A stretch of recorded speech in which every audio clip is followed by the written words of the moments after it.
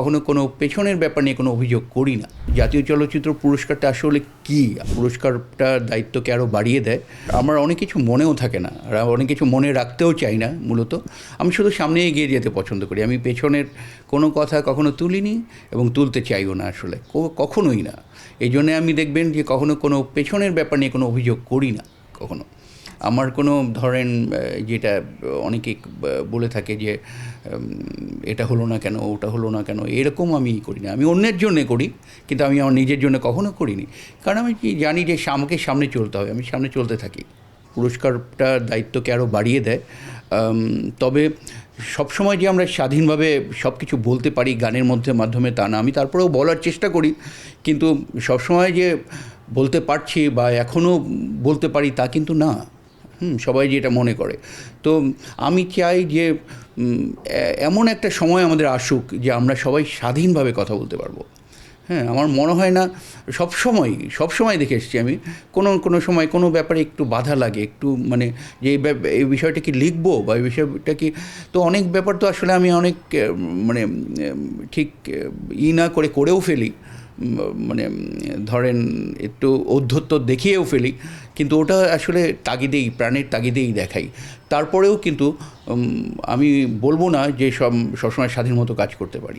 মাঝখানে তো একটা সময় আমি মানে সোশ্যাল মিডিয়ায় ঢুকতাম না বেশ কিছুদিন, যে মানে রাগ হতো এই কারণে, দেখলেই দেখতাম যে ওনাকে কিছু এটা করা হলো না, ওটা করা হলো না, এরকম আর এই ধরনের লেখাগুলো দেখলে আমার খুবই আমার একটু মেজাজ খারাপও হতো, যার কারণে ভালো লাগতো না আর কি। তারপরে একটু একটু করে মনে হওয়া শুরু হলো, কিন্তু এটা আসলে প্রথমেই ওইভাবে যখন বুঝতাম না যে জাতীয় চলচ্চিত্র পুরস্কারটা আসলে কি। একমাত্র স্মার্ট সিটি বসুন্ধরা, আধুনিকতায় এক ধাপ এগিয়ে।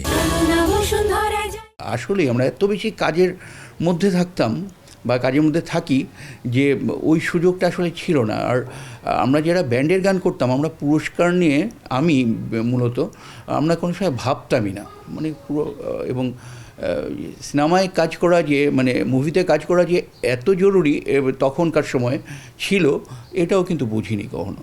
যাই হোক, একটা ছবিতে গান গিয়েছিল, ওই আমার অ্যালবাম ছিল, আপনারা দেখেছেন যে এখনও দু চোখে বন্যা, যেখানে ওই যে মা গানটা ছিল, জেমসের মা, বাচ্চু ভাইয়ের কতদিন দেখেনি দু চোখ, হাসানের প্রশ্ন, তারপরে শাফিন ভাইয়ের গান, তারপরে ওই কোনো কারণে ফেরানো গেল না কিছুতে, ওই সবগুলো গান নিয়ে একটা অ্যালবাম ছিল, এখনও দু চোখে বন্যা।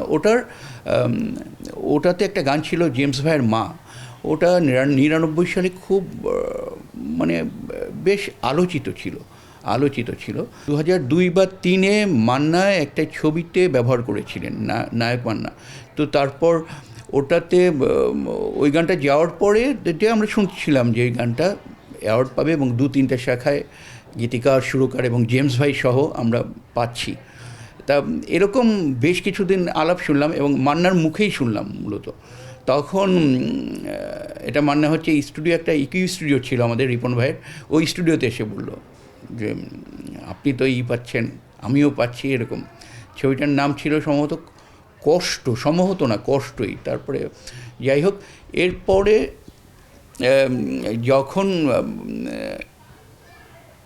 হলো, তখন মান্নাই আমাকে জানিয়েছিল যে না ভাই, হয়নি, এই তো বুঝেন তো কী অবস্থা, না কী জানি এরকম।